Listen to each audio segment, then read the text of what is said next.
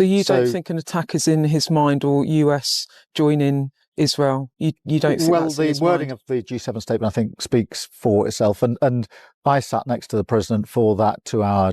In politics, mistakes can usually be corrected with time, clarity, and leadership. But what happened to Starmer last week wasn't a minor misstep. It was a total systems failure, exposed publicly by his own words. His critics seized on it immediately, and even veteran journalists took notice.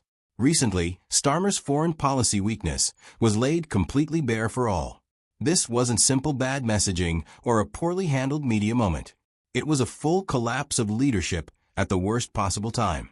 So what does this failure actually mean for Britain's future direction? Let's find out. Of the map, I don't think they had any choice at all. I am pleased that the Americans have intervened. Generally, I'm against military interventions. I was vehemently opposed to what happened in Libya. I was strongly opposed to what happened in Iraq 20 years ago. And I've always thought that going for regime change was a really very dangerous policy, because you don't know what is going to follow. In this case, this Iranian regime, brutal, evil, they've been there for 4 decades, and I still find it actually quite difficult to believe that Obama, the European Union, and of course the ever-reliable British Foreign Office got all of this completely and utterly wrong with the JCPOA agreement just over a decade ago, which just simply allowed tens of billions of dollars to be freed up for the Iranians, which they've used to fund the Houthis, Hamas, Hezbollah, and anybody else that intends to cause grief. So I hope and believe that the American reports are right, and that Iran no longer has nuclear capability, and we'll see what comes. Nigel Farage faced an apparent contradiction, but delivered unexpected clarity instead. He condemned regime change disasters like Iraq and Libya without hesitation. Yet he supported America's latest move against Iran for clear strategic reasons. Because Farage understands something Starmer fundamentally does not. Iran is not just another country operating within normal international rules. It is a theocratic regime actively funding instability and global chaos. Farage explained this calmly, clearly, and with strategic coherence. He made his case without slogans, evasion, or political fog. Meanwhile, Starmer was invisible when leadership and clarity were required.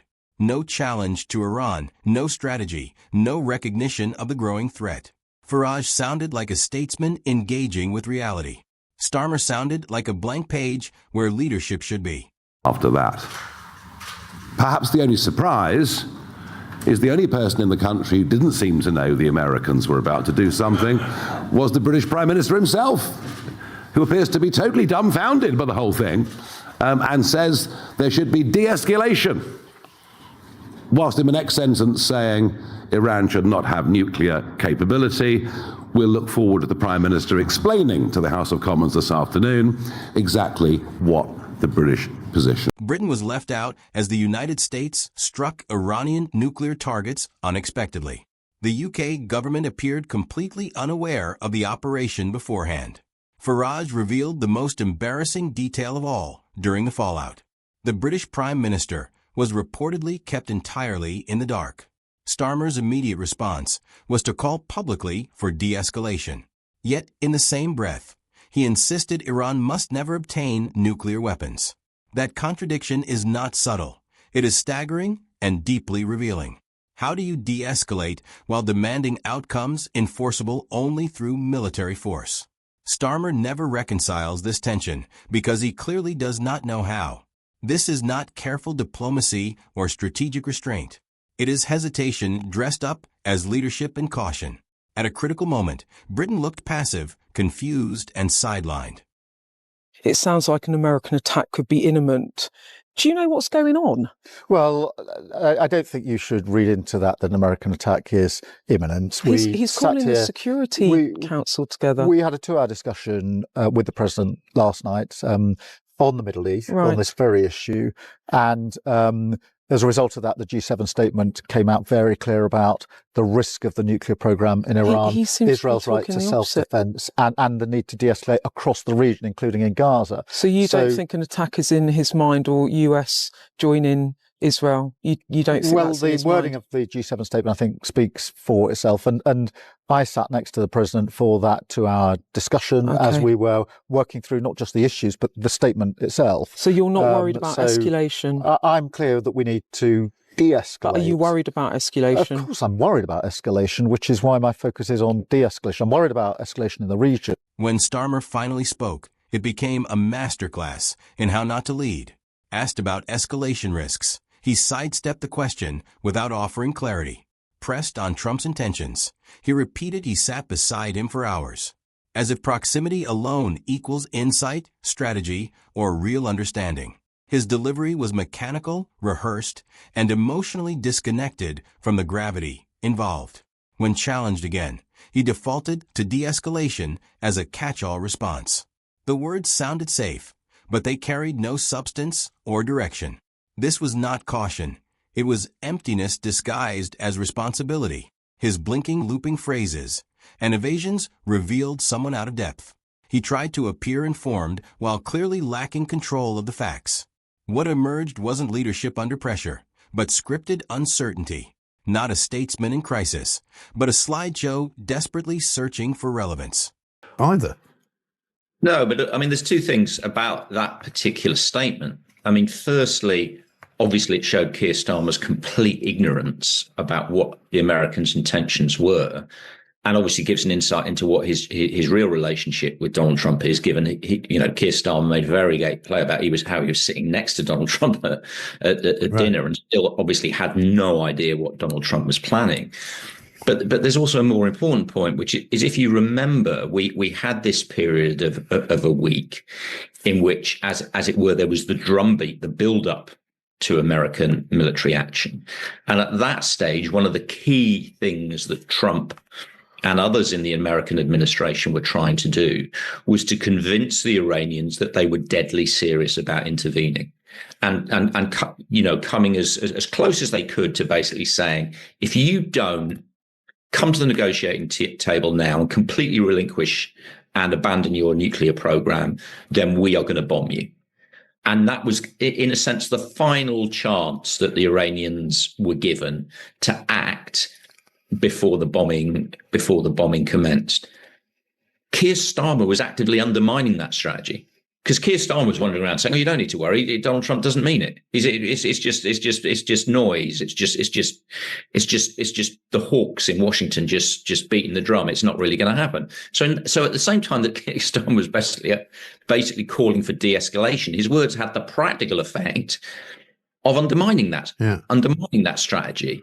And you can't have the British Prime Minister conducting foreign policy in complete ignorance, because this is the other thing. What is Keir Starmer's entire foreign policy based on?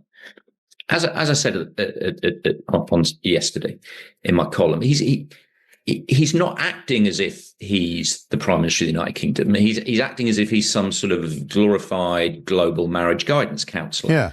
Wants to position himself between, as he says, as the bridge between Europe and the United States. He wants to put himself as the deal maker between Trump and Zelensky. Here we've had him try to act as peacemaker between the United States and Iran. Right. But if you want to have that role, and you want to adopt that role, and you want to take that role on your shoulder. Hodges explained that Starmer's televised cluelessness wasn't just embarrassing, it was strategically dangerous.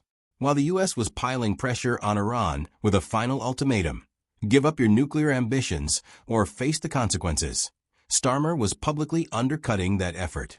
Every call for de-escalation weakened the American position. He handed Tehran the false impression that Britain wasn't fully aligned. He made credible deterrence look divided and gave the enemy space to delay and maneuver. Then Hodges said it plainly. Starmer isn't behaving like a prime minister. He keeps trying to position himself in the middle, between Trump and Zelensky before, now between Trump and Iran, pretending that fence-sitting is the same as peacekeeping. It isn't. It signals weakness. It tells the world Britain is uncertain, distracted, and not serious. If you want to be a peacemaker, Hodges argued, you have to carry the full weight of that responsibility. You can't drift between sides like a podcast moderator. You have to own the strategy. And Starmer doesn't even seem to grasp that it exists. Thank you, Mr. Speaker. They can shout as much as they like, but we all know the truth. We used to be a strategic player on the global stage, advancing Britain's interests with confidence, and now we are on the sidelines. Over the last few weeks, historic events unfolded in the Middle East, and at every stage, Britain has been out of step with the US and out of the loop with Israel. Last week, the Prime Minister came back from the G7, insisting that there was nothing that President Trump said that would indicate he was about to get involved in this conflict. Days later, the US launched its attack on Iran's nuclear facilities. He had no idea what was going on. The week before, Israel launched an attack on Iran, and it became apparent that the UK was not even informed about the attack in advance, despite us having been involved in previous preventative action. How is this standing up on the world stage? On Tuesday, the Foreign Secretary, a lawyer, repeatedly could not say whether the US strikes against Iran's nuclear facilities were legal. This is a government that doesn't know what it's doing. Let me make the Conservative position clear, Mr. Speaker. Iran has been a direct threat to the UK for years, plotting terrorism on British soil. It must not get nuclear weapons. And this is a time for Europe to step up, and the UK should be leading. Instead, we have an Attorney General using international law to constrain and restrict the UK while the Prime Minister hovers indecisively on the sidelines. What we need is a leader. Instead, we have 3 lawyers. Kemi Badenoch exposed more than Starmer's confusion. She laid bare Britain's wider strategic collapse. She set out the facts clearly. The UK wasn't informed about Israel's strike. It wasn't consulted on US action. Our intelligence capability has withered. And at the center of it all sit 3 lawyers running the country, as if it were a courtroom. Her most cutting line said everything. What Britain needs is a leader, but instead it has 3 lawyers. She was right. Starmer's team isn't shaping global events. They're scrutinizing clauses and process. While the US and Israel take decisive risks, Britain, under Starmer, hesitates. Once a central player, the UK has become an afterthought, copied late in the email chain rather than leading the conversation. Yeah, I mean, I said in my column on Sunday, I wrote about it in April. I was out in Israel, and it was very clear from the briefing we were getting from Israeli sort of foreign office officials and intelligence officials and security officials that this was coming, and it wasn't a matter of if, but when.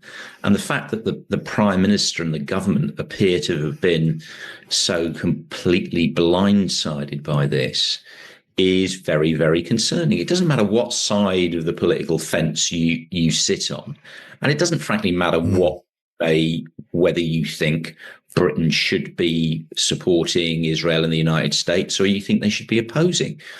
One of the fundamental things that you expect from your government and is needed from a government is at least some sort of basic understanding about what your allies and enemies' intentions are, so you can actually formulate foreign policy and security and defense policy on some sort of knowledgeable basis. Keir Starmer throughout the last week quite clearly hasn't had a clue what's going on, and as you said, this isn't hindsight from his critics. I said last week, as soon as I saw that statement in which he'd said, "Oh, don't worry, Donald Trump's not going to get involved." Yeah. I said at the time, that is a ridiculous hostage to fortune. Before any of this unfolded, Dan Hodges had already sounded the alarm. While he was in Israel, he was briefed by Israeli intelligence that a U.S. military operation was imminent. Journalists knew. Security experts knew. Yet Starmer did not. He publicly claimed that Trump would not get involved. Then Trump did exactly that. Hodges made clear this wasn't just a matter of poor optics. It was a leadership failure of the highest level. A prime minister was not only behind events, he was actively misrepresenting reality to the public. Not out of deception, but out of sheer ignorance. This isn't political bias or ideological warfare. It's an unavoidable reality. Karma revealed Britain exactly who Starmer is. A man not briefed on what matters. A man who speaks without understanding. A man whose words weaken allies and embolden adversaries.